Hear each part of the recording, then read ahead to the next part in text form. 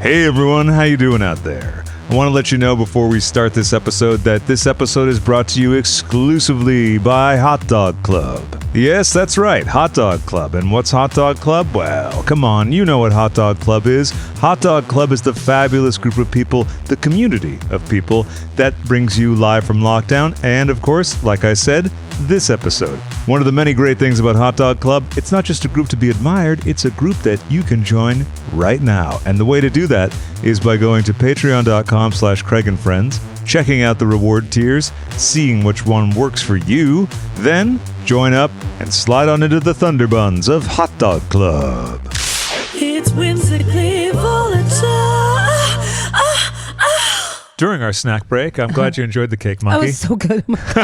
What thing did you like the best? That cookie, that salty cookie. Oh, yeah, the Nuff Said, right? Mm-hmm, That's yeah. my favorite thing that they have. That was really good. Yeah, they have another thing that's amazing there called Pop Pies, which are kind of like Pop-Tarts. Oh, okay. All their stuff is kind of like reimagined, things like that ding-dong type thing. Yeah, I like that too. Oh, I love that. I love that a lot, but that cookie was my favorite. Oh, the cookie's amazing. Mm-hmm. Yeah, the Nuff Said. So Cake Monkey, which will never be a sponsor because they're, I think, a small company, but go support them. And you mentioned a gay coffee shop that you like to frequent. What's the name of that? Hot Java in Long Beach. It's in the Gayborhood, and it's right down the street, and that's my favorite coffee shop. So queer and so supportive, and that energy there is great. That's great. Now, what is the Gayborhood in Long Beach? Because I know I was in it for a minute, but I don't know Long Beach that well. Yeah, it's off of it's Broadway. It's a strip on Broadway, which is 2 blocks, like about 2 or 3 blocks from the beach.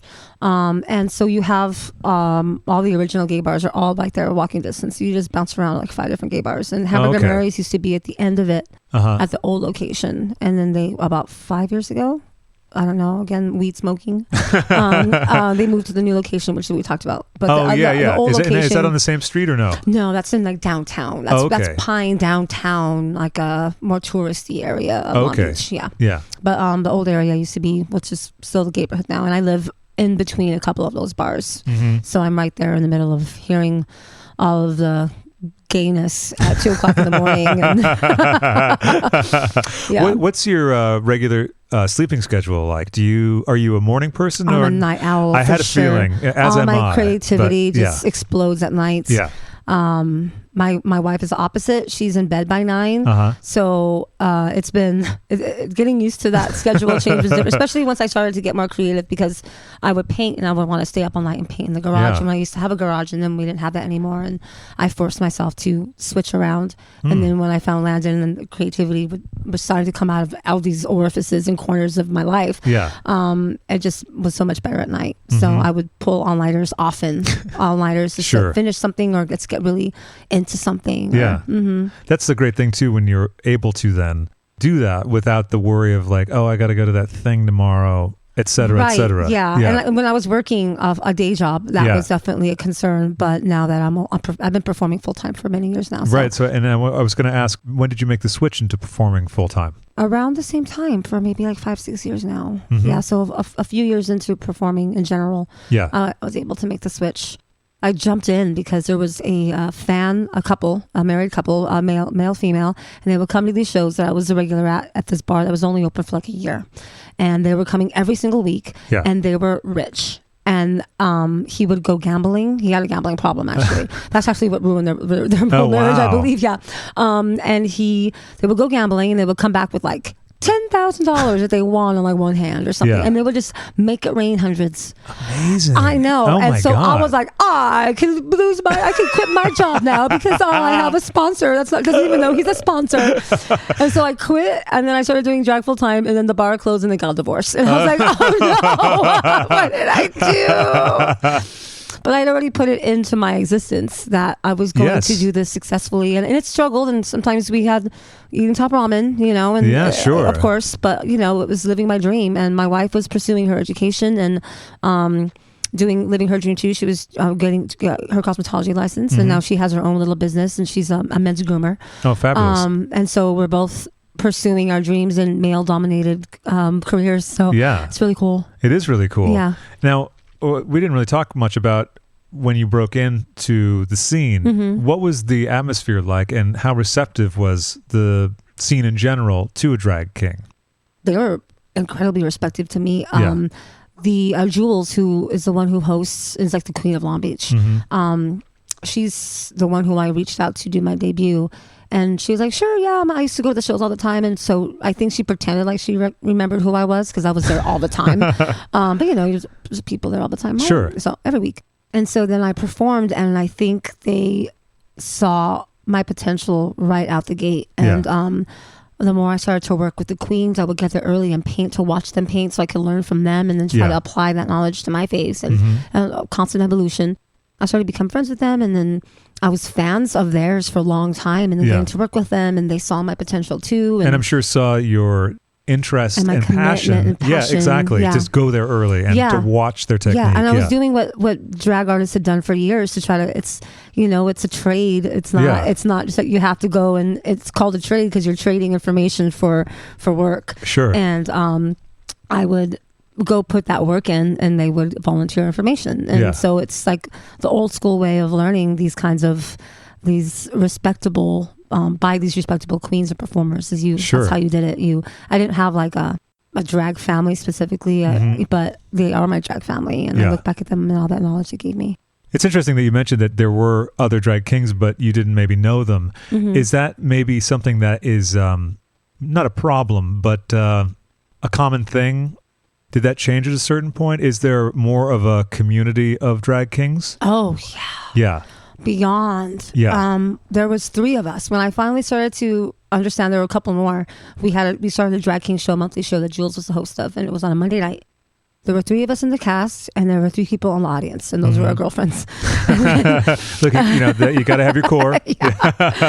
And now I have that show became mine after a little while, and so now I produce that show, but it's been on Saturday night for years, and now we bring in 300 people, and most of them are our girlfriends, so it works out really great. Not yet anyway. So it's been the support alone from people has brought in and inspired other kings, and we just keep growing and growing, and social media and Instagram I think really helped too. There's this beautiful alternative drag king scene in LA. They have multiple shows that they're producing by kings. It's not just queens running the shows anymore. It's been beautiful. We went from having 3 to maybe at least 30. Wow. Yeah. And then that's just a microcosm of our entire planet. And there's just more and more everywhere, and it's one of the most coolest things to watch is just this underrepresented subculture within a subculture within a subculture blowing up and demanding the space that they should have always been given to begin with and encouraged, because you didn't have a lot, so you didn't have people to inspire other people. Sure. And the queens didn't know how to inspire them, so instead of offering anything, they would offer nothing. Sure. And I was lucky to have a group that did offer what they could, and they just, because I'm a kind of person where I'm like, don't change anything that you're doing. I'm just going to take it and I'm going to figure out how to make it mine. That's my responsibility. Sure. It's not your responsibility to teach me how to do me. Right. It's my responsibility to take that knowledge and figure out how to apply it to myself. Okay. And that's even in that the Advocate article that you mentioned earlier. That's right. That's kind of my whole concept when I was in the past trying to get people to open up their minds about allowing kings on Drag Race. It's not about them changing the format. They don't have to do shit to their format. They don't have to do anything different.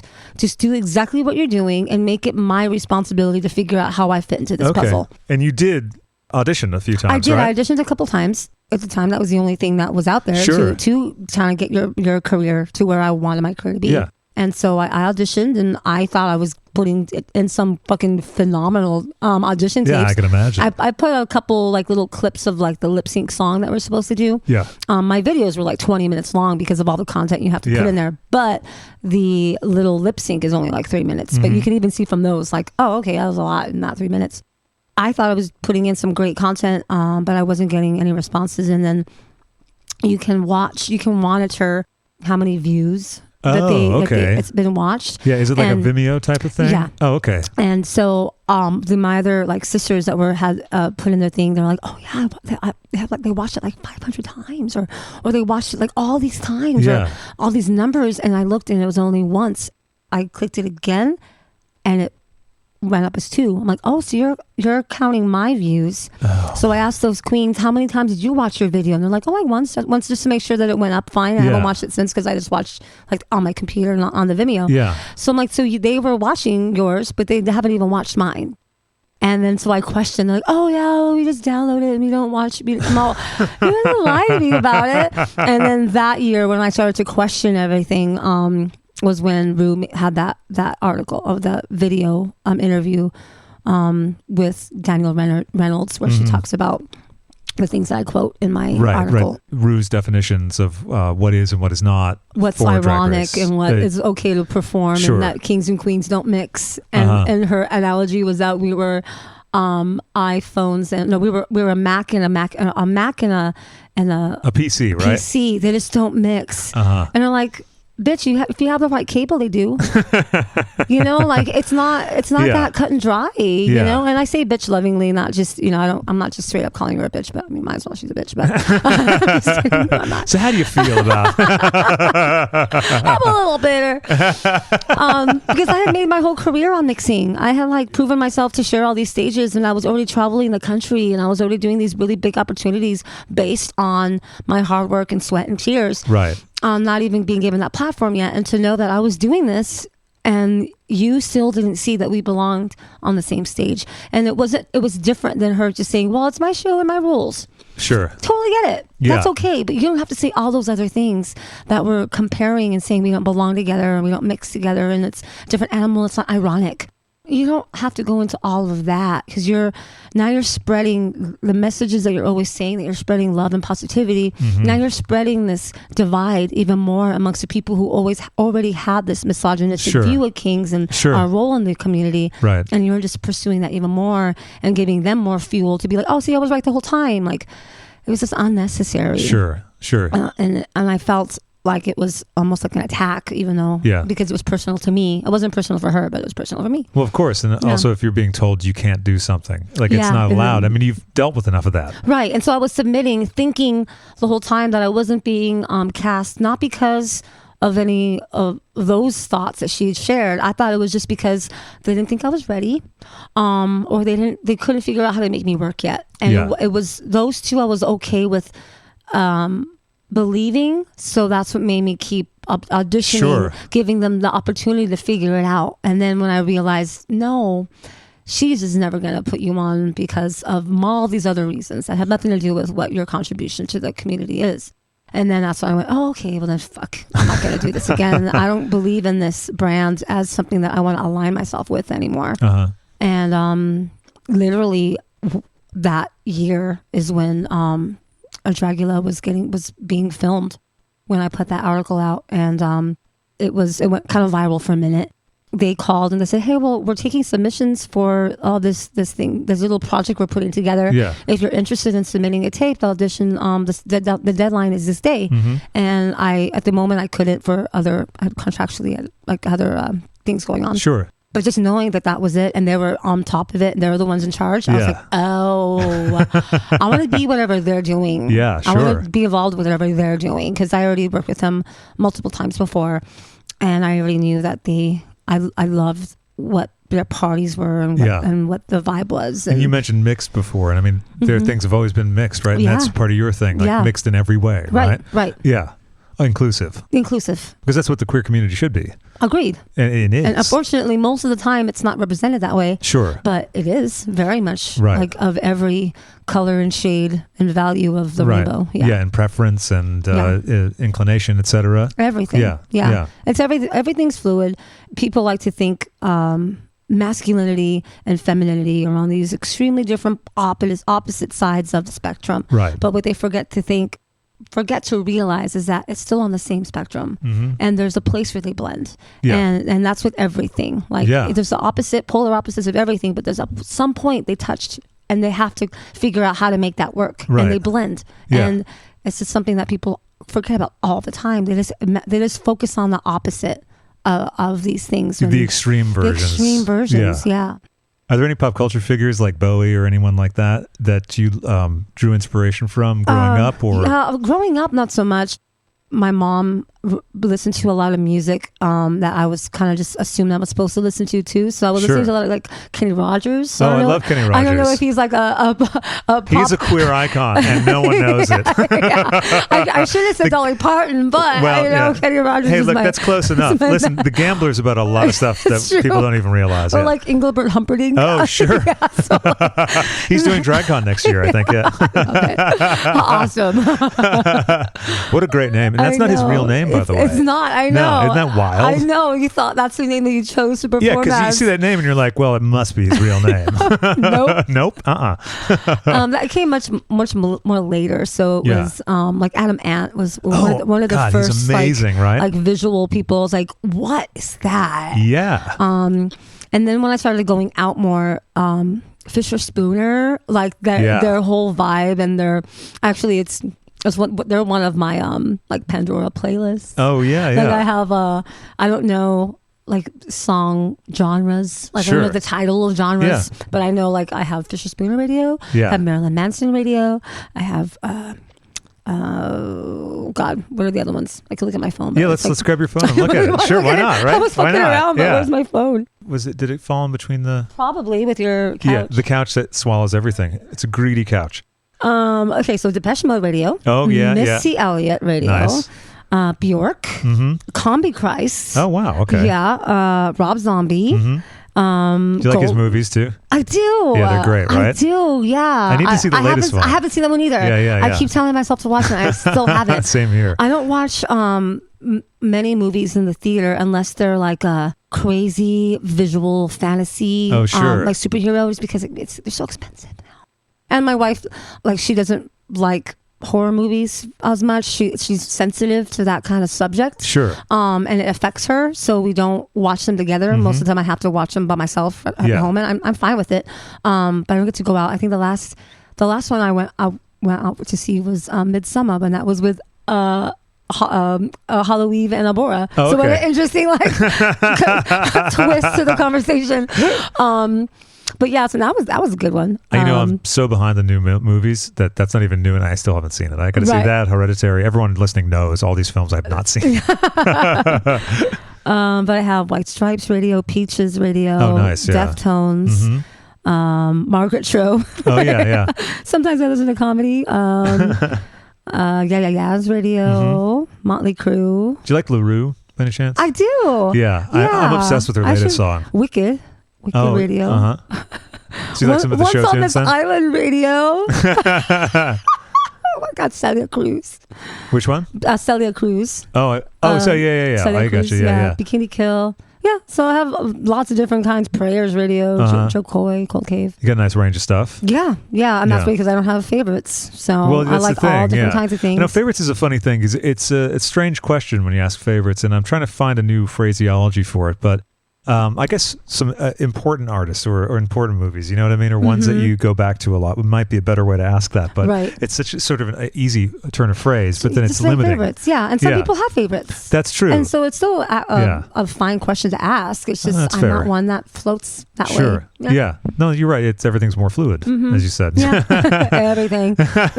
No, I like when I was reading, I think it was the same article, and you talked about gender and sexuality in those terms, but you also talk about and I'm not going to get this exactly right, but you talk about how you approach depicting masculinity, but then also the femininity in your work. I love femininity and the masculine. I think it's my favorite place to be. It's my favorite place to perform outside of drag.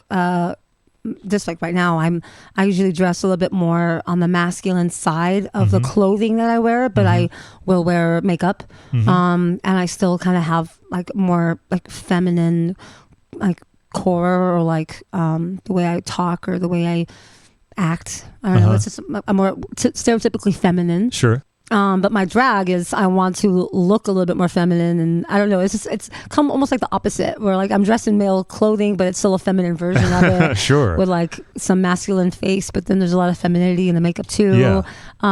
It's my favorite place to perform and be, and the audience has helped evolve that too, because I perform to a lot of gay men, and gay men always appreciate the flamboyancy of it all. Sure. And lesbians do too. And I love all different kinds of audiences, but the gay men are the one that kind of taught me how to perform in a drag space. Yeah. They were always encouraging me to interact with them. And as a woman that lives in society as a woman, I know that it's a little more sensitive to approach or touch women in those kind of sexual ways, because it's something that we have to deal with on a regular basis, from like misogyny and and machismo type of attack on those kinds of approaches, and it's usually gross, and it makes us feel it is usually gross, right? It's like really it's gross. never like, oh, that was fun.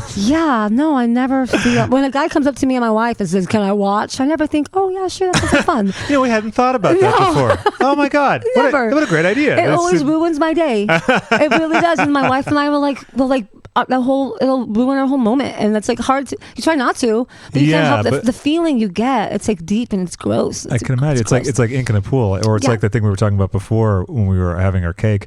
When I was in Vegas, and that big dumb beefy shithead got into the elevator with me and looked at me, and like he's carrying 2 or 3 jumbo cans of Coors, and he's like, "What are you, a magician?" Yeah, and it was just that sense of menace, and so I can imagine getting it like that, that a woman gets that constantly. Yeah, and the male gaze in general is just something that you can't deny, you can't ignore. It's always around us. How often do you encounter like can I watch that kind of gross? Anytime approach? we are in a straight environment, at like a club or a bar, and my wife and I are holding hands. It happens at some point of that evening, and so that's why we avoid it. Yeah, we avoid that makes sense, that feeling. Yeah, so and if we are in a space, we don't show affection, and we have to think and choose when we are affectionate, or if we're walking down an alley, we don't hold hands. We don't, all these moments we have to be much more aware of our surroundings and decisions when to do that. So it's much more palatable to just be in the spaces where we can. Yeah. In queer spaces. Yeah. So when I'm on stage, I have that already. Even though I'm not performing, I'm a machismo guy most of the time. I still have a sensitivity to not approaching women in that same capacity. Yeah. Even though I've heard many times afterwards, like, why didn't you play with me the same way you played with them? I'm like, to me, I'm just super sensitive to it when it's a female or presenting person. Yeah. But to the gay man, they're like, yeah. So I'm like, they want it, and I hate that. Like, oh, you want it. But it sounds so gross to say that, but they do. So I've never been bothered being grabbed. Right? I just... and I know that. So I tend to play that character more for them. And, they give me the rewards that I want, because most of the time I'm planning a certain interaction timing with the music, along with whatever I'm setting up to have that punchline land, or that moment, or that extreme moment happen. Yeah. And I'm trying to figure out the whole time I'm performing, I'm watching and I'm looking in the audience for who I think is gonna give me the reaction that I need, so that the rest of the audience is okay with that moment too, because you have to choose someone who's not going to reject you, because then it makes the whole thing feel awkward. Oh yeah, totally. So you have to kind of make sure that you're finding someone to interact with you and give the reaction. Right. Especially sometimes if it's a joke or a punchline that is a little crossing the line, maybe, or right on the border of offensive. Sure, yeah, delicate spot. Yeah, a delicate moment that you have to really make sure you're crossing your fingers. You're hoping you're going to land that punchline on someone who's going to laugh. Because if they don't laugh, the whole thing is weird. I remember you mentioning in some article, I'm not sure which one, about the energy exchange that happens with a crowd. Yeah. And how you love that there's all these different people who don't know each other. Yeah. And then suddenly they're all united in this moment. Yeah. That's one of my favorite things. Yeah. It really is. And you can feel it, because it's, it can be anywhere for 50 to 500 people in a room, and hardly any of them know each other. Yeah. And they all have a different walk of life and different experiences, different perspective, and different preferences. And they all like different kinds of drag and different kinds of things. Some people on their phone, not even watching. And then you're on stage, and then I'm just trying to be in the moment and give the performance that I'm trying to do. And then by the end, you can just feel, there's still some people who aren't into it and people on their phone still, but majority of it, everyone's on board. Yeah. Everyone's in that same space. face and the excitement and that energy. Whew, that's my favorite. Yeah. I know when I was DJing a lot in Boston, when you'd have like the vibe going, it's such a special thing. Yeah. You know, and you see everyone going nuts to something or like a song that you know that they might not know, but they're going for it because of what you played before and all that kind of stuff. The way you set it up. Yeah. Yeah, exactly. You're building the excitement. Right, exactly. Like getting people to hoot all like in en masse is wild, right? Yeah, it really is. I remember one of my favorite moments from your performance at the Halloween ball recently at the Globe was the poppers. Yeah. That was so good. Thank you. Yeah, that was great. And the setup into have the video of Swan. Yes. Of all the horny Halloween bottoms. Yeah. Yeah, they come crawling out on stage. Yeah, and all that. I had 4 real life human pups be my backup dancers, and I had I knew one. And I had a few like followers and people that I had followed back and stuff. They were human puppies, but I went and I just like, hey, I know you, and I know you perform with Vander, and we're friendly. We talk in person often. So is there any way that you could like help me out and see if you could find other pups who are more performance pups? Because some aren't, they just want to do their thing, and some even don't wear masks or they don't wear And describe for those who don't know what pups are. Oh, they're human, women or men, or anything in between, and they enjoy being human puppies, and they like to be they have so many different ways you can do it. You don't have to wear outfits. You don't have to it's like playing role play. Sure. It's a role play that is transferred into a daily life for most of them, and it's fun and carefree, and they get their kicks out of pretending to be puppies. And they either want to have a master, they want to have someone literally hold them on a leash and tell them what to do, and sometimes they just want to play with other pups, and they go to these play parties and they roll around and have fun, and sometimes they don't. It's a personal experience for every single one with how they want to be a pup, and I think that's what I love about it the most, because it's just like everything else. Like, why have to put rules on these crazy things? Yeah, right. This is a fantasy land, and let them play their fantasy. It's not hurting you, right? So if you don't want to do it, don't do it. Don't do it. If you don't want to go to the bar, then don't go to the bar. Yeah. If you don't want to go on like pup night, don't go. Yeah. So Vander is the one who really introduced me to it with her art, and so I was like, I really love that. I love from a voyeur perspective, I really enjoy watching the interactions and how the diversity of it all, and the fun, the colorful outfits they wear sometimes, or just the harnesses, or the lack of clothes that they wear sometimes. Sure. I just get a kick out of watching it. It's intriguing to me. Yeah. So when I was inspired in creating my Wolf Daddy for that particular challenge, the Halloween challenge, I really found inspiration in that, and I wanted to perform that number, but with respect to the community as a voyeur and not being a participant. So I asked multiple people who are involved in the community at different levels of their involvement and different roles that they play, that this is my idea, this is how I want to perform it, and I want to do it with respect and not using them as just like a punchline, a gag or a punchline. I wanted to bring respect to it, but still be entertaining and have a good time. And everyone I talked to that I pitched my idea to said, it sounds like you're doing it the right way.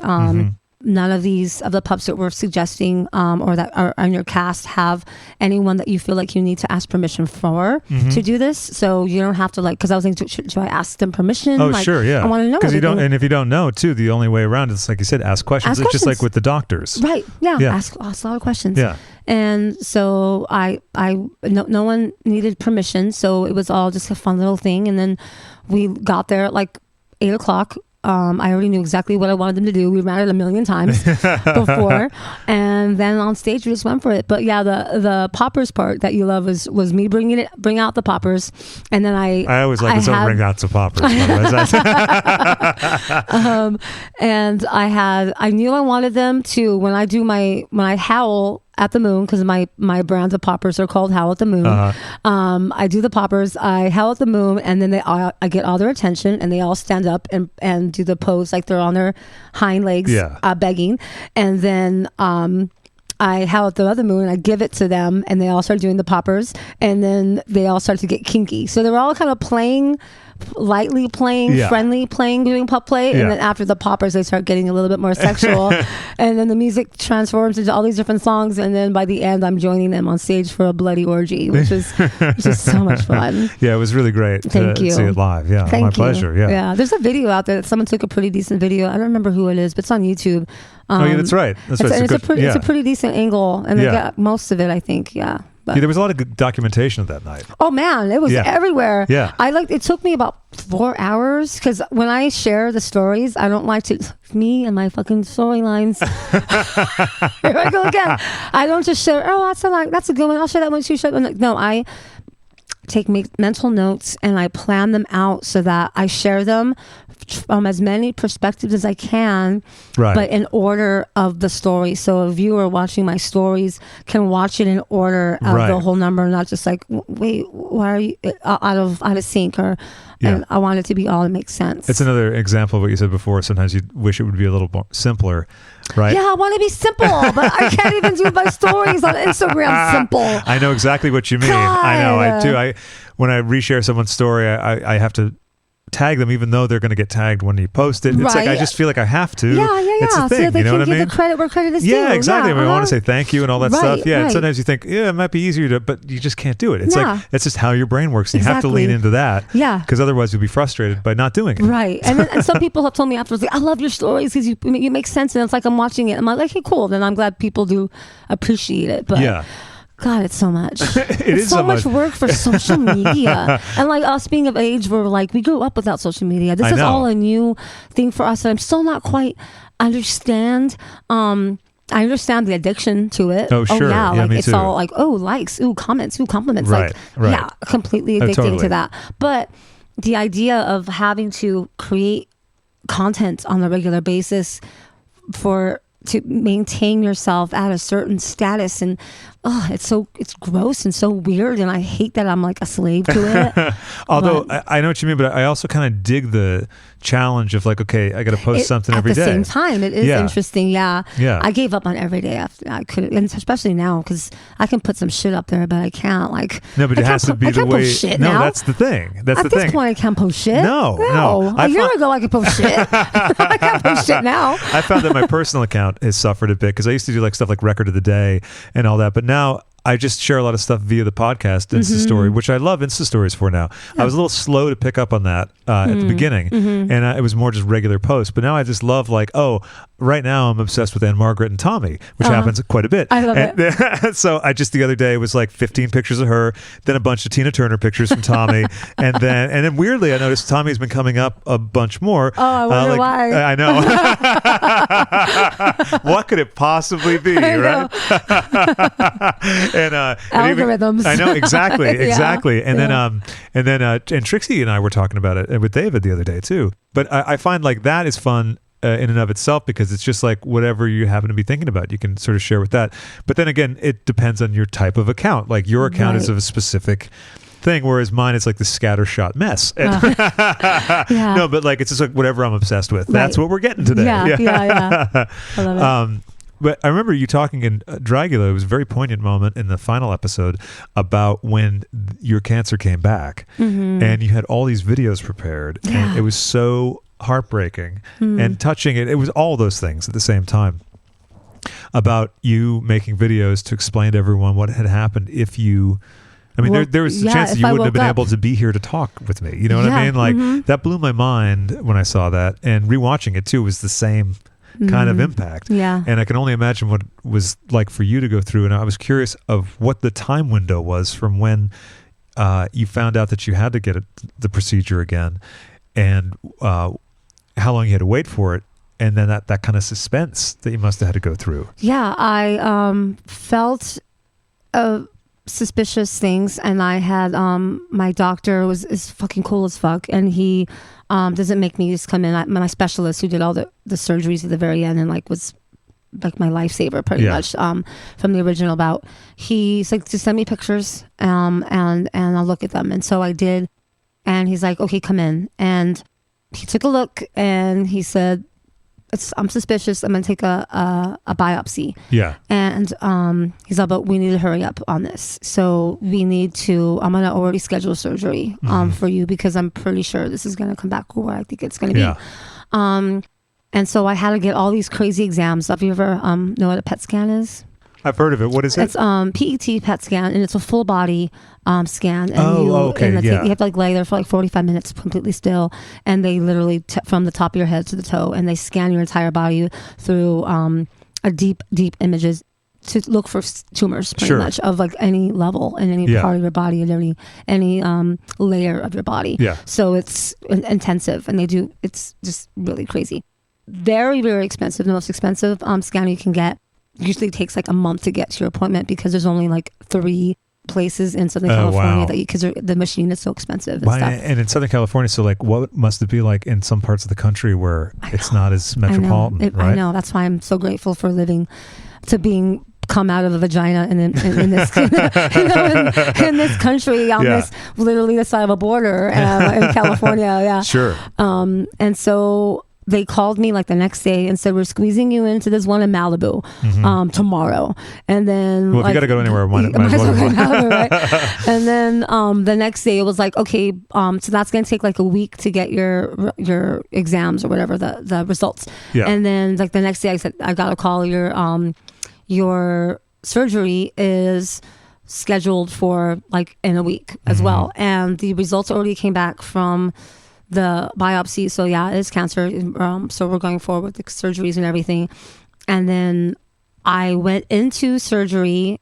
I went into the hospital, and it was that morning that I still didn't know any answers to, because they were literally going to be opening up the packet of my PET scan that would tell them how far they were going to have to take out, or how far deep down the I forgot the terminology, but the tumor pretty much. Sure. Markers is what they're called. Oh, okay. The outside end of a tumor could have one long little tentacle, and then that could be a marker that goes down. So the marker is the outlying edge of a tumor. I believe. And they have to remove all. Yeah, so they take all of it, yeah. and so it was in a different spot on my tongue than the first time. So it was going to be more the center. The first time it was the back right of my tongue. So they scooped out a quarter of the back of my tongue the first time. Okay. And then you can see the surgery mark. Oh yeah. If you look deep, yeah. it's half of my neck. They took out my lymph nodes. Wow. And then for this one, it was in the middle. So if it was going to be a lot, I was gonna have to take out the middle of my tongue. And then I could have woken up without having much of a tongue at all. Sure.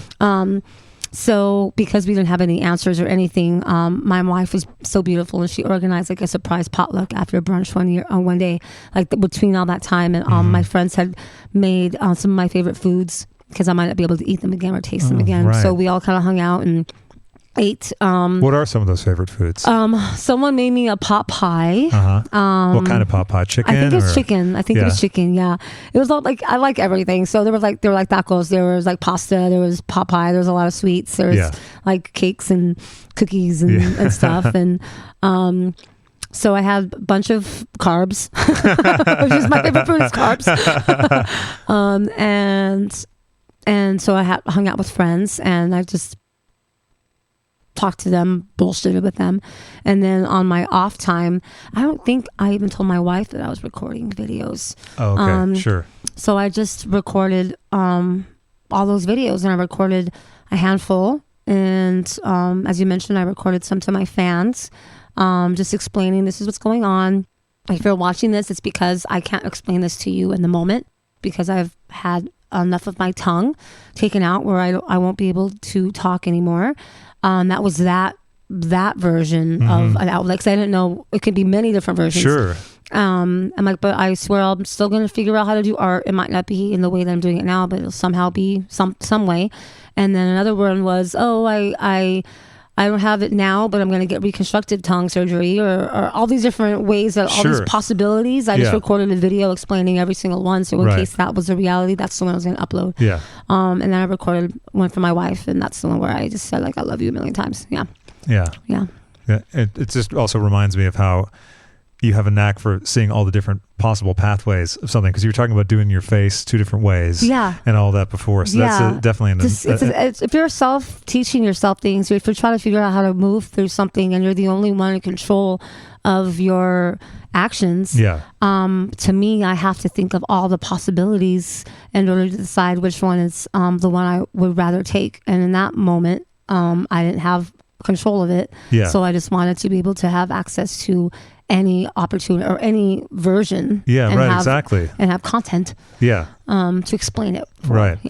And that's also makes me think of how you must have gone through every possible iteration of the nude male illusion. Right. That's okay. And it's still an evolution. Especially with the kind of paint that I use. I still don't know what I self-taught myself that too. And I learned a lot from Troy C. Ford, which is a designer here in LA. He was excited to work with me, so he's like, if you come in and help me, I'll charge you half of the project that we're working on. I'm like, okay. So I went and I'm like, yes, please, that's free. Like, that's not even half. Like, I should pay you more to learn stuff from you. Right. But so I just helped him out, and I learned a lot. And he does a lot of airbrushing, so he does a lot of airbrush bodysuits. Okay, yeah. So I learned a lot about product and I didn't even know how to clean my airbrush machine, right? Like, who does? And I still don't really know how, but I picked up tricks on how to just do a lot from him. So that was doing that was an issue. I used to try to do my own, like, paint my body every time, and I gained weight, so I'd rather wear like a lot of fajas, we say in Spanish, body contour, like binders and things, and like because you talk on the transformation with James St. James about basically female tucking. Like binding my breasts back. Because he mentions he wanted to touch my boobs. I was like, I'm so into James St. James wanting to touch my boobs. Didn't think this would happen, but hey, I was so down for it. Right? And you made him look like Bruce Willis for a moment. I did. That's funny. The editing on that show was fun. But with that, he mentioned something about he asked if you wear a breastplate, but you don't. Describe the process of female tucking, for lack of a better term. Well, I have double D, borderline triple D breasts, and so they're large. And throughout the many years, have become malleable from taping them so often.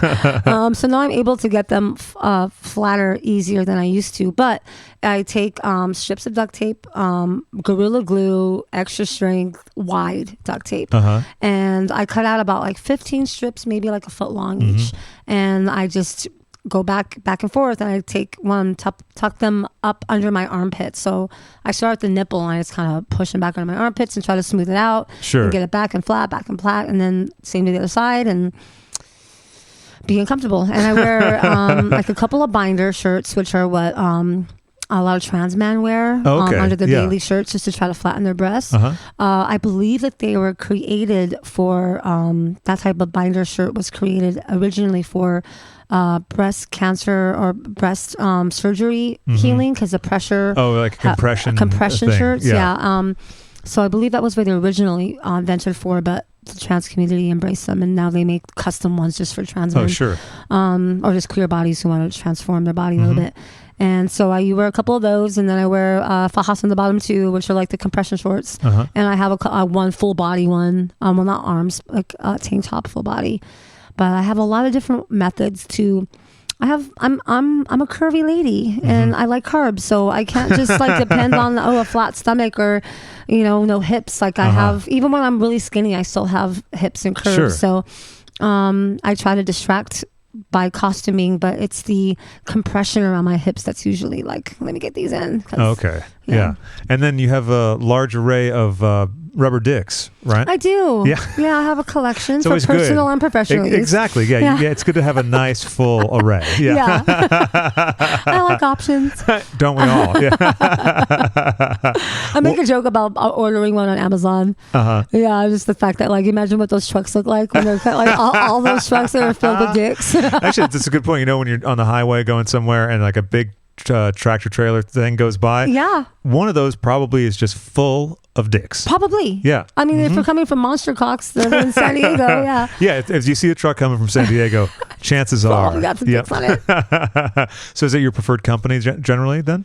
Well, Caitlin, my friend's wife that works there, is my contact. She's actually, they're trying to evolve a line for trans bodies, and so that are more like natural looking or real looking, so of different methods of sure. And they allow me to practice or to kind of test out some of their products. So I've been fortunate to get a couple of penises from them. Yeah. So I've different evolutions of theirs. So I have different things that give me a huge bulge, like big old balls. Yeah. So my big packer has big balls. Okay. Yeah. So, and then sometimes I cut the balls off and it's just a dick. So it depends on what I'm looking for at the moment. So how much square footage do you think your dick collection takes up? About 100,000 feet. No. Full warehouse just for that. Full warehouse. And that's just the personal ones. So. Exactly. Well, it's about halfway through the episode, so it's a perfect time to tell you about patreon.com/CraigandFriends. Yes, patreon.com/CraigandFriends. And you know what you can find there?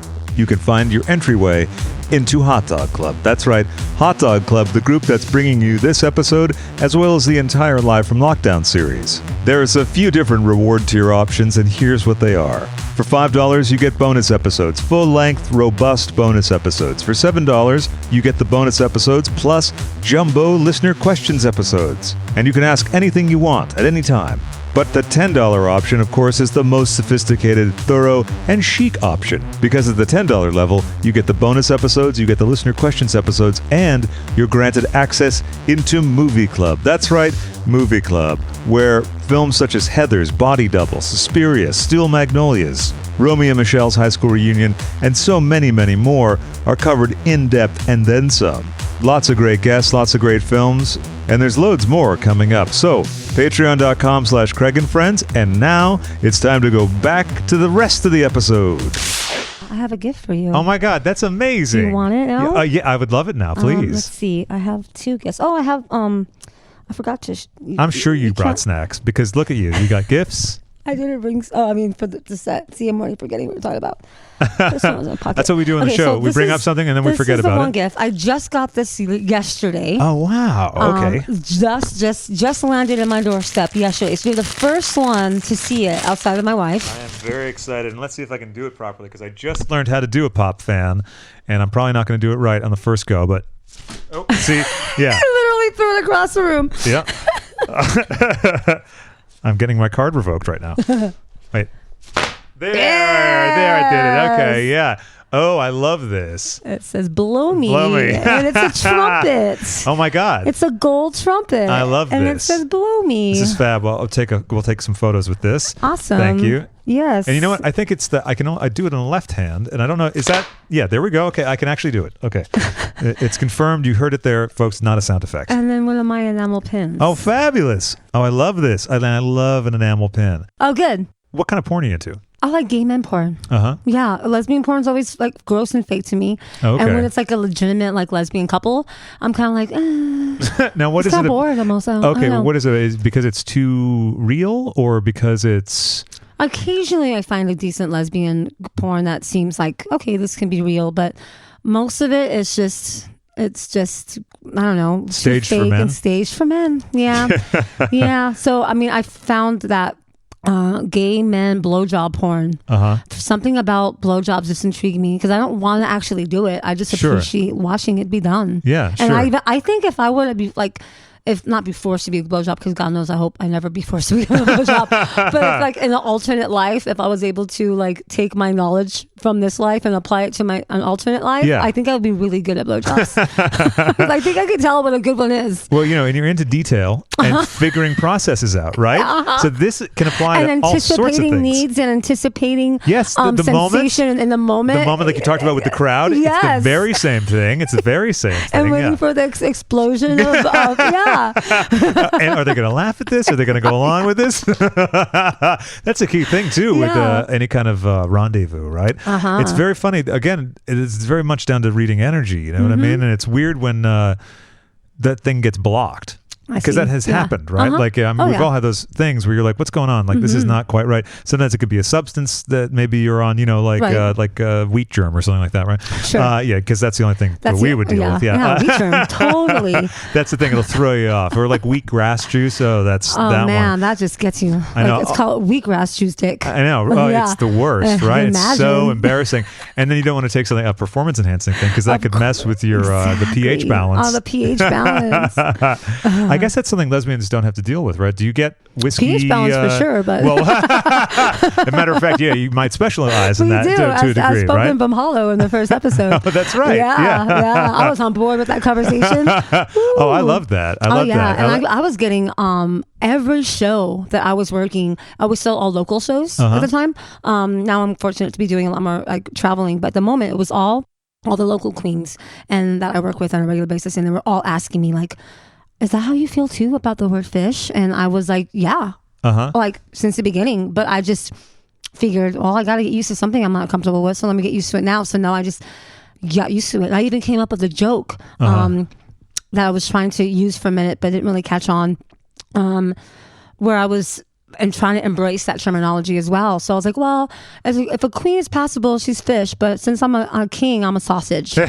And so like, I was trying to reclaim it in a way, but also just give in to the fact that it's something that it's so used, even though I'm uncomfortable and no one's going to care that I'm uncomfortable with it. So when she stepped up and like explained, I was so grateful, and I was just saying, like, yeah, bitch, go on, say it, bitch. Sure. And of course, there was a big now, unfortunate people were not happy and got so mad, and then she unfortunately got a lot of hate. Oh, yeah. She was literally getting death threats over that word. God. And it's like, is it really that important to you that you're so offended that you couldn't use a word that you shouldn't be using to begin with anyway? I understand. Yeah. Or also just like maybe ignore it. Like if you think that she's full of shit, just ignore it. Like a death threat is so heavy. Right. You know what I mean? Yeah. Like, and it was just, my heart went out to her so much. And I always feel that if any group says, okay, like, so when you say that, you're talking about me, even if you don't realize it, if it's indirect or whatever, right.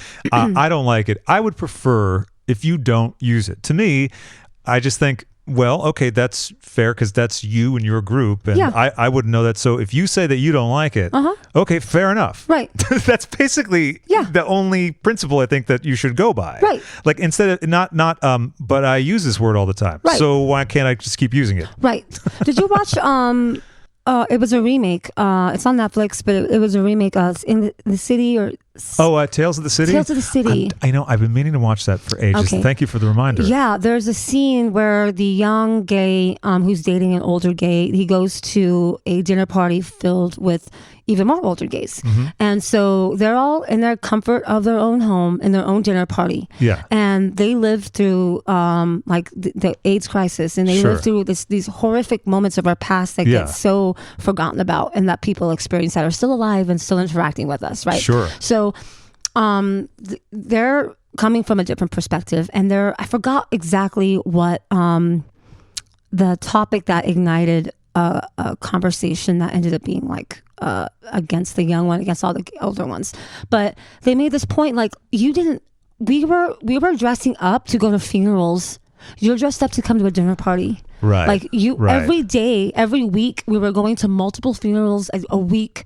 Like, you don't have a say in this conversation. Totally. We're in the comfort of our home. We can use this. I think they said tranny. Oh, okay. I think they used that word. Yeah. And they were defending their right to say it in the privacy of their home. Sure. And it was a really cool conversation, and both points of the young advanced future, we have to move on, we have to accept that this word is completely not usable, we shouldn't be using it, it's offensive, all the great accurate absolutely conversational points he was putting out there were completely valid. But then this other person who's like, we're in the privacy of our home, we're not out in public like saying this word, and his perspective and his experience of that perspective was also valid. Sure. And they really allowed the to me, at least in my perspective, they really allow the audience member to process it and to kind of decide on their own. Yeah. Which is something similar that I thought Joaquin Phoenix, when he talked about his portrayal of the Joker, was like, people are like, are you, or do you feel like you're you're trying to have people feel bad for the Joker, and he's like, I want you to decide what you want.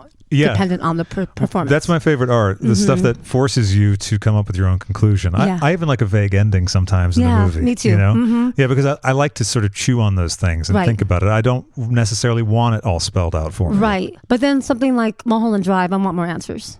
Oh, do you know, because that confused the fuck out of me. You know, I still haven't seen that. And, and it's one of Katya's favorites. It's actually playing tonight at New Beverly. Oh, wow. Yeah. What an interesting thing. Yeah. I mean, I remember loving it, and I remember watching it and being completely moved, particularly by this one scene where this, she seemed to be like a prostitute woman that was probably forced into prostitution. And she's singing, what's the song? Fuck, I'm going to forget it. She sings it in Spanish. And I can look it up if you want. That would be great. Yeah, my pleasure. It's Crying by Roy Orbison, but she's singing the Spanish version of it. And it's so powerful and moving. And I was sitting in the theater silently sobbing. Yeah. And then at the end, she collapses. And it's up to you to decide if it's because she's sprung out or if she's just overcome with emotion. But she collapses, but the song keeps playing. Oh, that's cool. That's another one of those magic David Lynch things, right? Yeah. Where Lost Highway is similar in that I can't tell you exactly what it's about, but I loved it. Yeah. And I was freaked out at certain points. Yeah. I was affected by it. I could not write down on a sheet of paper like the basic premise of the film. Right. The best is that guy who, what's his name? Robert something. Robert, I can't remember. The guy who supposedly, possibly killed his wife in real life. But he shows up, he has no eyebrows. The guy with no eyebrows. Oh, yeah. Okay. And he's like, I can't remember his dialogue, but he's just, out of the blue, he shows up and you're like, oh my God, this is one of the freakiest things I've ever seen. I don't even know what's going on. What the fuck is going on? Yeah, and then Richard Pryor shows up too. And you're like, what's happening? And then eventually just the movie ends and you're like, but I was like, that was great. Yeah. But this one, like, I don't know if like the character, two girls in it, I don't know who they are to each other, if both of them are real, if neither of them are real, if one was made up, if one was dead. I don't know, but it was a cool movie. I love stuff like that. It was weird and twisted, but that scene, like I think I only watched the full movie once, but I've rewatched that scene on YouTube, I don't even countless times, just because of how powerful it was. And that's a powerful work of art when something just sticks with you. That song actually inspired it's stuck with me ever since. Yeah. And I have loved that song because of this version. Yeah. And I perform a very dramatic song that I refer to, Rainy Day Revenge, and it starts with that song, and then it goes into Baby Did a Bad Thing. Yeah. And so it's a Roy Orbison song mixed into that, and I have rain sound effects in the background, and my character's my glamour look is based on my performance of this Rainy Day Revenge character that I created. Okay. Except I just twisted it and made it be where he's a neoclassical kind of actor, Hollywood guy, and is at a gala. And the stories that I'm walking on, the original stories, I'm walking on the street and I see my ex-lover and they don't really care. And so I'm emotional. I'm like, you don't even care. I'm standing here and crying. Like, you didn't even really care about me and what my story was. And then I look at my hands and I realize that I have blood dripping off my hands, and my psychosis and is that I murdered them, and I'm bouncing between the two extremes of being completely guilt-ridden and having joy that I've gotten rid of this history. Yeah. So I'm balancing back and forth, and so my performance is very, I just stand on one spot and I just get lost in the moment, and it's one of my favorite like numbers that I do. And so I brought that character storyline, but just an elevated version to that. And so when we do our final 3 looks, we get to perform to whatever song we want. All the other challenges we're doing our floor shows to music, but it's just whatever music they're putting on. Sure. It's usually like a dark electro kind of gothy sound, which I'm totally for. Yeah. And the last 3 we get to choose whatever songs, and I decided to all 3 perform my songs without lip syncing. I was just performing the emotion. Sure. So the edits that you see are like me performing the emotion. So it didn't really make sense in the editing. And I watched it and I was very scared and insecure, and my anxiety was really based on my glamour look, because I knew that it wasn't going to come across the way that the live performance does. Sure. And so I was hoping that people would like suspend their disbelief for a minute. Yeah, no, I think it registered almost like the way we talked about the David Lynch thing. Yeah. Weirdly, you can take certain things out of their original context and they still can affect. Right. Yeah. Yeah. And some people said that they kind of got it, and a lot of people hated it, and I don't really care because obviously it doesn't matter now because I won. But like, it was very much anxiety for me that I was living with for a while. Yeah. But I performed my mix. I had them play my mix of my song, and then that's why I just performed it too. The amateur version of editing. Yeah, but sometimes that in a way is your distinctive style. Yeah. Just like Liz Phair's guitar is her distinctive style. Right, because I'm setting up, when I'm making my mix, especially for that, I'm setting up the emotional roller coaster that I'm trying to take my character on. So the timing of my planned performance, I'm in control of that because I'm my own actor, my own director, my own producer. Yeah. And so I'm trying to create this elevated, like, emotional roller coaster that I'm hoping the music, I've done enough to take you to the spot at this time. Yeah. And if I give that mix over to a DJ, he's gonna like wiki and do this shit. Like, wait, you threw out my suspense. Or have a nice air horn in there or something, maybe. Yeah. I'm not even gonna try to do that like sound effect that people do all the time because I'm gonna be pathetic at it. But yeah. Well, no, I wouldn't say pathetic, because what it is it's really only about the moments in the pacing. Yeah. So whether the edits are crude in your estimation or whatever, I don't think they are, but it doesn't matter. It's about the end product. Do you know what I mean? Right. Yeah. It's like you could say like a punk song or Bauhaus or something. It's not as polished, quote unquote, as like a Depeche Mode. Yeah. Right. Yeah. Or even like the Cramps. Yeah, it's like the quality is so crappy, but you're like, I don't care, it's so good. This is great. I love this. I fucking love this. Or back to Liz Phair, her early demos or whatever. I was listening to those earlier before we taped, and it's just her on a 4-track. Or like Bruce Springsteen has an album called Nebraska that's just him on a 4-track. He later tried to make an album of these songs with his band, but he could never capture what he did just in his like bedroom. There's some magic there. It is. There's some magic, and it was like shitty equipment that he mixed to like a cassette deck that was running slightly too fast. So like if you played guitar along to the record, it's like out of tune or whatever. I love it. And the master cassette he had in his jacket for 2 weeks until he was like, I think this is the album. And I love it. And that's what a cool story. Isn't that great? Yeah. I love stuff like that though. Stuff that's just like sort of, it's crude but it's effective. Yeah. And that's all that's all that matters with art. Oh, hi. This is Brooklyn Heights, the Queen of the North. I am a big fan of the show, and I was just sitting here, and something just popped into my head, and I just didn't know, so I thought I would ask, are you gay? Because I can't really tell, and I can usually tell, but I can't tell with you. So, let me know. Bye. Are there any other queer films that you can think of that have registered with you, like the way Tales of the City did? Well, that Tales of the City was more like that one scene. Sure. Or I guess maybe other pieces of art in general that you feel maybe represent aspects of the community that we don't see enough. I think one, Tipping the Velvet. Oh, I don't know that one. It was based on a book by Ruby Mae Brown. Okay. I think that's her name. Well, tell you what, let me look it up. Okay. Yeah. And it's a historical book about a woman, lesbian, who I don't remember what year, but you can look that up, what decade that was, or century, I should say. And she's forced to pretty much live on the streets.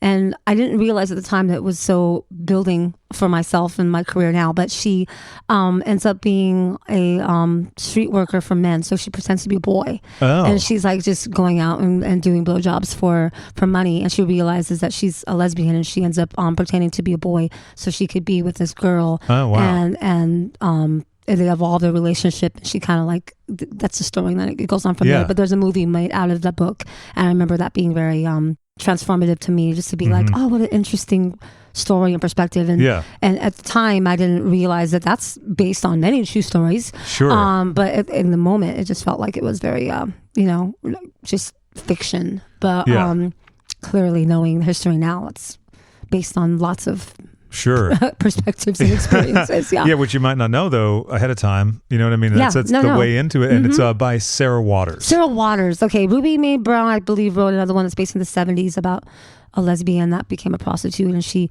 Is it Ruby Mae Brown? Is that? I think Ruby Mae Brown. Okay, let's look that up, because we all get to learn something, which is nice.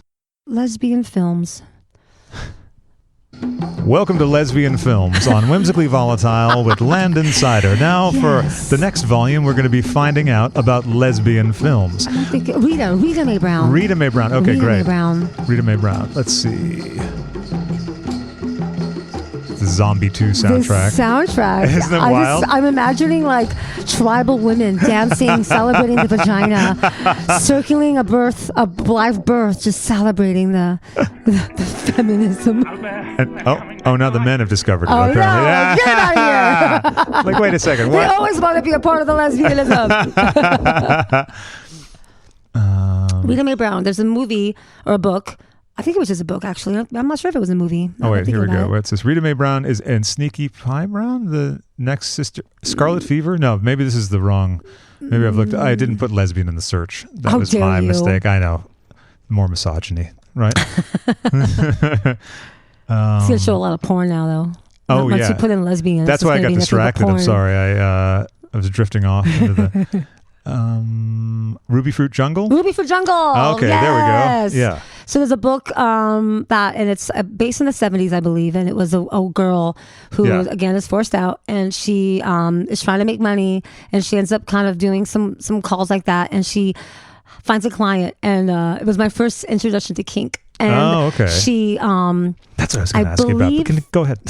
she I believe the main character is a white woman, but she befriends, or I haven't read it in like so many years, either befriends or starts to date a black woman. I remember the description of their sexual experience and talking about the softness of her fro against her body. I remember just thinking, wow, that sounds so cool and like hot and steamy, just like a soft fro against your body. Anyway, sidetrack. Now, certain images sometimes, they just trigger and things of course, with like you. when you're reading, it's just your imagination is the only thing you have. So, exactly. But I remember my first introduction to kink was she had a client. It was a guy, and he stood naked on this like mat, and there was a bucket of grapefruits, and all she was supposed to do was to try to throw him in the balls, these grapefruits at his balls, and he paid like really, really well, and especially at the time, like maybe $500 for this moment, and that back then it was like a lot of money. And so she did it, but he only wanted one person new every time. Like she didn't have no repeats. Oh, that's a shame, because that's a good gig. I know, just throwing grapefruits at someone's dick. Yeah. I know, right? Yeah, easy breezy, right? And you get a little target practice going. It's good for all the disciplines. Exactly, yeah. So you said your introduction to kink. So do you find yourself... I don't. I'm really vanilla. I really am. Like I said, I appreciate all the different things that as a more voyeur perspective. But when it comes to involved in anything, I'm really vanilla when it comes to my sex life. Yeah. It's more observational curiosity and everything. Yeah. Mm-hmm. I talked about my music for my glamour, but I guess we could talk about music for my other. Yeah, let's talk about my filth. Can you mind if I do? Yeah, please. Wait. Yeah, I want you to tell me what my filth was, because I would love to hear. Because I've heard a lot of perspectives and opinions, and what's the word? What you think? Oh, interpretations. Interpretations. Sure, I love hearing everyone's interpretations. Yeah. Well, cool. I was really struck by like how filthy it was, first off, and then also about just like the gross guyness of it, right? There's something about you with the real doll and the mirror that really stayed with me. And then when you're fucking the real doll and the reveal of the eyeball in the anus was wild. Awesome. But really, I think it was, to me, read about the sort of not the base nature of men, but something about like the inherent grossness of guys. Yeah. Okay, good. I'm glad that didn't sound insane. No, I mean, hello, I'm a woman, so I'm cool talking about how gross guys are. I'm a lesbian on top of it. Yeah, guys are gross. You can talk about that for days, right? Yeah. You do a Patreon episode with me about the grossness of guys. Awesome. Yeah. Well, we need that soundtrack back for that. And now, lesbians on the grossness of guys with my special guest, Landon Cider. Guys are gross. And that's the answer. Short but sweet, poignant, and direct. Yes.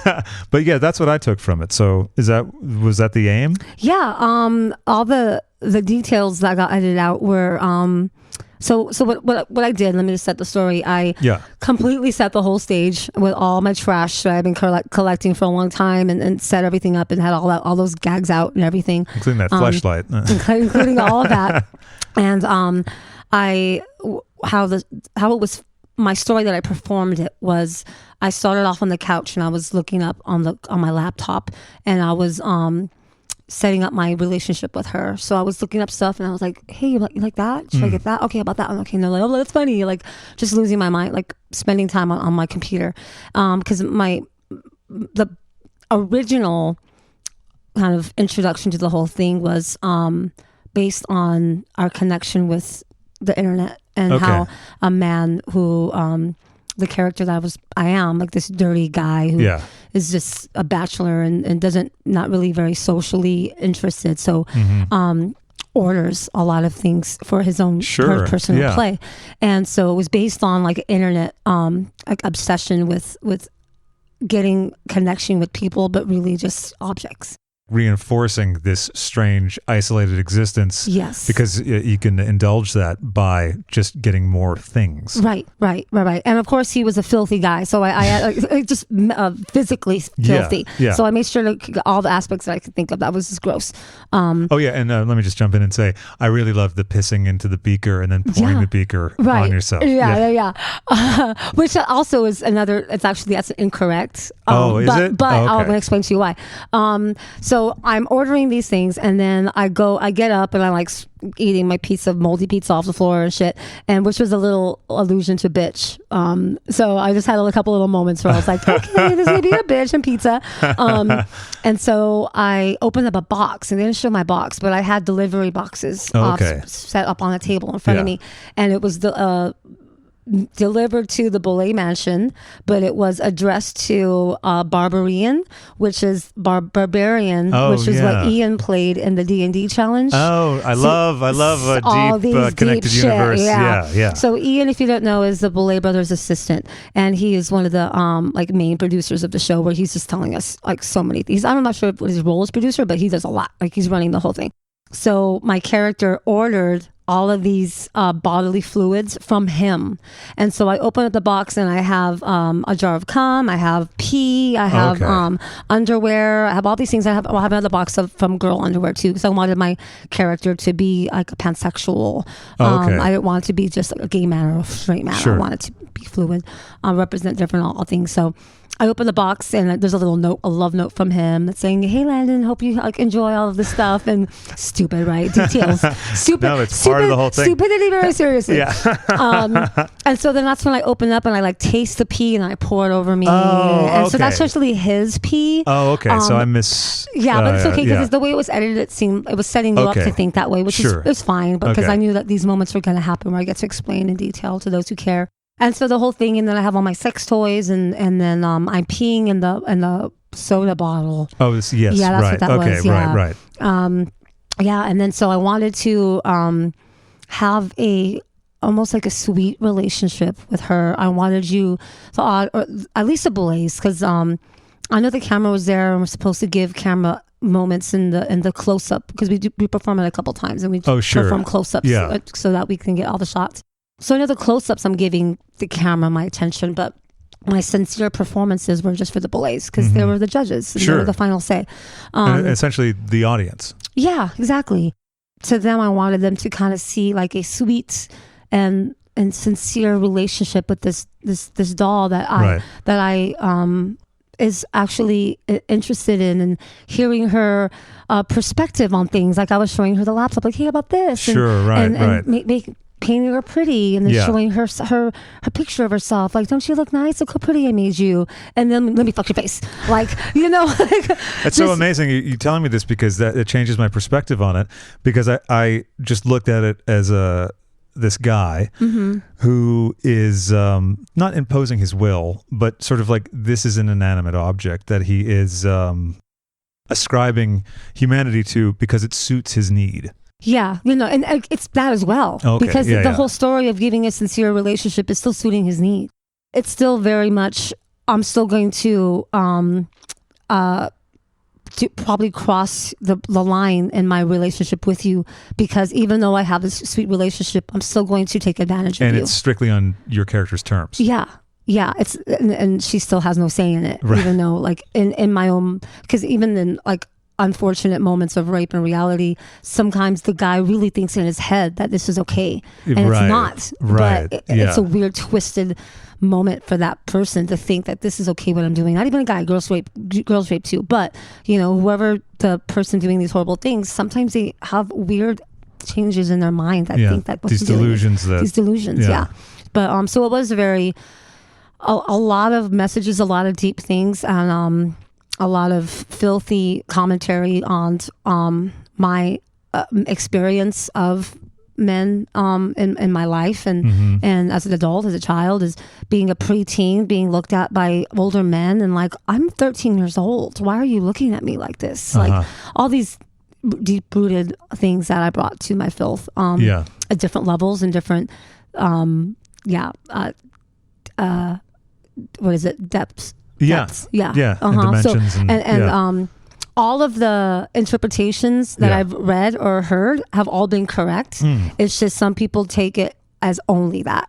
Oh, okay. But every interpretation that I've heard, there is aspects of that. It's just people don't know that I have mail order things. Sure. Because they took all that out. Right. So I understand why, because it was too barbarian, and people don't know who barbarian is. And they didn't know that that's how it was written in the script that we had. Right. So certain things get lost for time or whatever. And it wasn't like noted in the earlier episodes. But so that must have been rather gratifying, though, to see that even with this stuff removed, that the core essence of your aim registered. Right, because there were so many levels and so many things to that filth that I was just hoping at least one of them stuck. I gave him so much. I was like, I hope something sticks. Yeah, it was quite like my brown eye on my brown eye. Yeah. And the whole thing, the whole butt plug, I had actually asked them to make me just the eye, because the whole butt plug, I couldn't figure out how to get it attached to me without being inside of me, because I had my bodysuit on. Yeah. So I couldn't actually insert it, and I don't think they would have showed that anyway if it was like, because of the way we have to play by rules on TV. So I had to figure out how to make it work. So I actually have them made me just the eye, and then I had the actual like prop, the full butt plug on the table next to all my other toys. Okay, gotcha. But, Now, what do spiders taste like? They taste like joy. It's good to know, just in case anyone's... I get that asked all the time. I don't remember what they taste like, because I was so focused on the sensation of them in my mouth. Oh yeah, that must have been wild. It was. Did I read that you're not much of a texture person with food? Texture's not so much of a big deal. So I was just curious how that would play with that. It came from I lost all of my sensitivity to I lost my taste buds when I had radiation. Oh really? I lost my taste buds for like 6 months, so I couldn't taste food at all. So all I had was the sensation of the food. So what was the first thing that you tasted when they came back? Oh man, I don't remember, but I remember the first thing that I lost. We were out to eat, and we went to Olive Garden of all places, and I wanted the breadsticks. I wanted the breadsticks dipped in Alfredo sauce. That's what I was craving. Yeah. And I knew I was going to be losing my taste buds soon. So we went to the Olive Garden, and I dipped it in, and I took a bite, and all I did was burn, and I couldn't taste it. And I sat in the Olive Garden crying. Yeah. I don't remember what I tasted for the first time. It slowly came back. So actually tasting something for the first time, I don't remember, because it was a really slow evolution of like sensation and smell, and putting those two things together. And it must have been strange when they're coming back, because I imagine they're coming back in these weird fragmented ways. Yeah, and I still have weird, I'm very, very sensitive now to any kind of spice. Even like too much peppers is too spicy, and it just ruins everything. It just burns my mouth and then completely destroys my whole eating experience. Wow. So if I bite into something that people are like, oh, it's not spicy, and then I have it, that first bite, the rest of my food is destroyed. I'll keep eating it because I'm a fatty, but I won't enjoy it anymore. You don't give up that easily. Hey. I know. And I never really liked incredibly spicy things. I grew up eating a lot of Mexican food, so I was able to handle it, but I can't eat anything anymore, and it sucks. Wow. Yeah. So do you have any favorite foods now that maybe were different? Carbs. Yeah, just right. You mentioned carbs and cake and stuff. We share the cake thing. Yeah. I mean, I really do. I enjoy lots of different things. But right now I'm actually dealing with a lot of side effects from the radiation. I was young, so I didn't have a lot of ideas of what I would experience as I got older, because a lot of people who had my cancer were already older. Oh, okay, so they weren't really going to survive long enough to have a lot of long-lasting. Yeah. So actually, I'm losing all my lower teeth. Really? Yeah. Like a couple of weeks before we went into filming Dragula, I had 3 of my teeth removed, my lower molars. Yeah. And then a couple of weeks after we wrapped, I had to have more removed. And then like a couple months ago, I had bone. What's it called? Bone grafting. Bone grafting. Yeah, my jaw, to try to build up my my bone again, to try to get some, eventually down the line, some not inserts. Permanent teeth that are drilled into your bone, whatever those are called. I know, yeah, the thing I can't think of the name of either. Yeah, this vape pen got me. I'm forgetting even the most easy words. What are sentences? I have no excuse. So yeah, I'm actually, it's very difficult for me to eat anything right now that's not soft or disintegrates easily, because I literally have dentures that I eat right now. Okay. Nowhere to eat things. So when did the radiation treatment stop, and how long do you? I had radiation for about 4 to 6 months. I can't remember. Yeah. And it was 5 treatments a day for weeks and weeks and weeks and weeks, and then it was until I couldn't handle it anymore. Because what does it do to you? You have the radiation, and how long is it per session? I believe it was like 15 to 20 minutes per session, but they lay me down and they put like a plastic mask that's formed around your face, and they but they connect that mask to the table. Oh, so wow. I'm laying down with this mask that is kind of like snapped me onto the table, so I can't move my head at all. It sounds actually like one of the Boulet outfits. But yeah, pretty much, yeah. And they tattoo my face and a couple of areas where the radiation is going to be targeted. It burns you from the inside out. Wow. So it's like a sunburn from the inside. Yeah. And so I actually had like a sunburn, almost beard, because of the way that it was on my face and the way they were targeting it. A sunburned beard for like 1.5 years until it slowly faded away. And now I have weird sensations and nerve endings that come alive and then die. Wow. And then like even the touching my neck is kind of weird in certain areas. So it's like a faulty light switch kind of in the way that the nerve endings are responding? Sometimes they're super sensitive and sometimes it's numb. Yeah. My mouth waters uncontrollably sometimes, and sometimes it's completely dry. Wow. Yeah.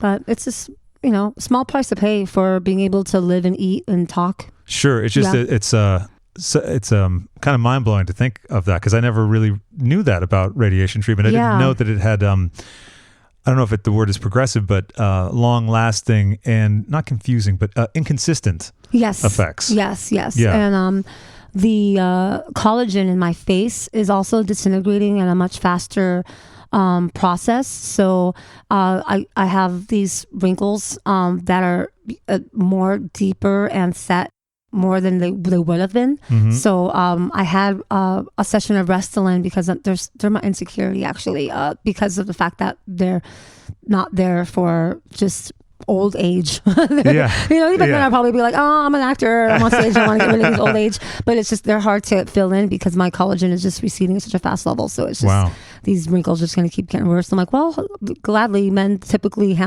more handsome as they age. So I'm just going to go in that just angle. Work with it. Yeah. Oh, this is a new look I actually have been designing. Yeah.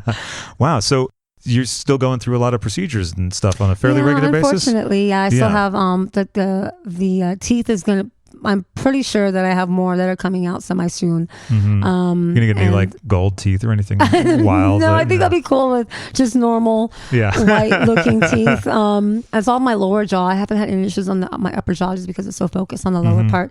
But my jaw bone alone is something that's being affected too. So it's a lot. It's probably, and that's why my prize money will be going towards teeth and that pretty much. Yeah. During the break, we were talking a little bit about getting accustomed to not living on the baseline of either poverty or like just getting by. You know, and we both experienced that kind of thing. A shift. Yeah, a shift. And then also, and I've had a couple ups and downs in my life, but at different times. So it was weird, like getting used to something and then, oh, that's not there anymore. Yeah. But how do you find getting used to things like, oh, the hotel room incidentals, I don't have to worry about them anymore? Yeah, I think that the moment that I first had went to a hotel and I checked in for a travel gig, and I didn't ask how much is this incidental going to charge me, so I can make sure that I was giving the right card that had that amount in that card. And then when you have the right card and the wrong card, oh my God, I mean that feeling. Yeah, I don't miss that. I know. I still have that, but it's at least there's a cushion on the cards now. That feeling was, I think, one of the most gratifying, even though like I'm having these amazing support systems and these clubs are packing. I'm the first, like I'm not the first drag king to do it, but I'm the first in a lot of these clubs. First drag king to do some things. To some things, yes. But some of the clubs that are booking me and bringing me out and as a headliner in the last like couple of weeks or as a month, my manager always talks to them and asks them for how it went and everything, and we always try to get follow-up information. Sure. And take notes. You know, I don't have a director, so I like to take notes. Yeah. And it's been nothing but amazing, and these clubs have been packed, and my meet and greets have been sold out, and it's been incredible. And to know that I'm bringing that in, and there's phenomenal talent in the cast that's rounding out the show for the night. Yeah. But to hear the clubs are even having to get bigger spaces because the responses are so good, they have to move to a bigger space. That's fab. And they've never had that before with the King, and it's if it does help my ego a little bit, but at the same time, beautiful thing. All I could do is just be grateful for it and grateful for the opportunity to meet all these people that are coming to the shows to watch live drag that are making that possible. Yeah, because without them, we're not going to keep working. So you have to just be like, we're talking about being overwhelmed by positivity. And that's one of those things where like, I'm shining and I'm glowing from these experiences, and I'm coming home and I can't wait to call my wife at like 3:00 in the morning to see like, oh my God, that was incredible. And I'm filled with so much support and love, and it's like I don't know what to do with it. Where do I take it? I don't know. I mean, like, I don't know. Drugs? Storage space. Right, that's one solution. I think it's an adjustment thing. It's just an adjustment, and then one day I think it'll just be. I never want to be jaded to it. Oh I always want to be enamored and overcome with the experience, because no one deserves for me to be jaded by that. No, sure. I think it's more the absence of confusion eventually. Of it. You know what I mean? I think. Not that I know. But just having that little extra cushion, and knowing that even my manager's like, fought for me the other day, because there's just incidences where people are getting bigger events and stuff, and they couldn't afford to bring me out at a rate that maybe I'm asking for now, or I'm being offered the opportunity to work for at these rates now that I never had before. And my manager's fighting for me so hard, and he's just like, well, if you're moving to a bigger venue, don't you think you should be paying Landon more now? And having these conversations that I would have never thought anyone. And I've had this manager for a while, and I've had management for many years now, because I'm not a fan of the business side. Yeah, sure. And also, you deal with enough. I mean, you really put a lot of thought and effort into all the aspects you do. And I'm traveling with like props and spinning guitars and full-size saxophones and my baggage. And there's already so much that's going on with planning my looks and everything, that to do that too. I'm already overwhelmed, so to do that too. Right. And I don't mind him fighting for me for these rates, for being the dick for me, but to be a bitch on myself, I kind of went into choosing management because the word bitch is used against women all the time already in such a negative term. Any powerful woman who's just exerting her power is instantly referred to as a bitch. Right. And I already know that about our society, and I know that about men in general, and the way we work in our world that we're surviving in and navigating through. So I didn't want to have that opportunity given to me again. So I'd rather have someone else be the dick or be the bitch for me. Right. So a lot of times with these situations, this reminds me of the fish thing that we talked about before. Sometimes you would obviously like it to be a different world, but a lot of times we have to figure out what's the way for us to manage the way things are in order to make things smoother for us, or how we can sail through these things, and sort of pick and choose, which sounds weird to say, like not pick and choose your battles, but figure out like, okay, I recognize this is a problem, and I'll figure out a system around it. Yeah. And I've had management before. I was only having like 2 travel gigs a year, and I still chose to have management to handle that for me, even though I know I could figure out my contracts and do all that stuff. I just chose not to. Sure. And now I'm fortunate too. I just have finally handed over my entire calendar to my manager because there's so much interest and inquiries coming in that I'm like, you have full control. Any date that I didn't block off, book me for it and just do what you can. And so he's been doing fabulous. So that's great. And he's been fighting for decent rates. And it's not like I'm asking for like these crazy drag race girls that are getting like $10,000 a gig. You're like, how did you do that? I wouldn't mind. Sure, right. Yeah. I wouldn't mind those rates. But it's just way more than I thought I would have before. And it's giving me the opportunity to hire these artists and these designers that I've always wanted to work with, but I never had the financial ability to. Sure. So it's giving me opportunities to support other artists. It's giving me opportunities to create these looks that I've always wanted to, but couldn't afford to get them made. Yeah. Sit and think about my outfits, or to manage my merch a little bit better, or to just create and contemplate projects that I want to put into the universe somehow. Yeah. And not have to worry about going to work for a $50 gig for $30 tips. Totally. And doing just as much work. Oh, sure. Like I'm not working extra. Yeah. I am a little bit, but I'm not. If I can afford to bring 4 bags with me on a trip, I'm going to go ahead and do a little extra. And, but I'm also, asking, like, if you want me to bring my makeup changes, you have to give me 40 minutes, or all these in between my sets. So I'm asking for maybe a little bit more than I used to when it comes to facilitating. But if you want my best, I want to give you my best. Exactly. But you need certain things. But to allow me to give you my best, I need a table. Yeah. And maybe an outlet. Oh my God, that's crazy. Maybe this is a chair. ridiculous. Oh, what? Diva. So before I was like, I don't care, just give me a corner. Yeah, I'll figure it out. Yeah, I'll figure it out. Exactly. Yeah. But now I'm like, okay, I can ask for a table. I think that's fair. A table's fair. Yeah. I think we're coming close to wrapping up, and I've really enjoyed our conversation, and I'm thankful that we were able to have so much time.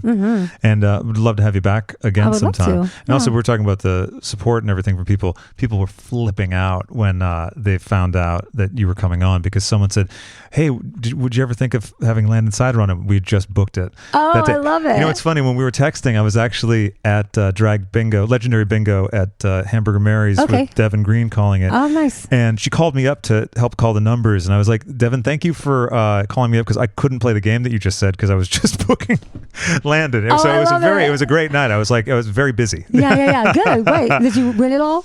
No. I did not get one game, but I did call a bunch. But I didn't even know how we were doing the thing, and I was grabbing the wrong numbers at first. But it was one of those, the chart. I don't know. Yeah, drugs. Yeah. Oh, maybe. I don't know. The theme of today's show. Is there anything that you'd like to talk about that we didn't talk about? I mean, I feel like we got everything. Wait, you know what? We were talking about the songs for everything. What about the songs for your horror? Yeah, the songs for my horror were a cover, minor key cover by Chase what's his name? Holfelder? Holfelder, yes. And it's of My Way. And it was just so eerie and kind of a cappella, and then it just grew on you, and I just thought it was a perfect end, and I filmed. Oops, sorry. Nope. Perfect. I put it on, and Mike Bloomberg ad came on. It was my last number. It was my last look was my horror number, and it was about the end is near, the last curtain. But I'm gonna do it my way. And I'm just slowly dragging Dorothy's body on stage, like musically aligned in my movements with the song, because that's how I always perform. Sure. Like, my movement is musical. I'm not a dancer, but my movement is musical in rhythm. Sure. And so I'm just slowly bringing her body on and having an emotional, like, this was my friend, and he even says, I'm like, my friends. Right.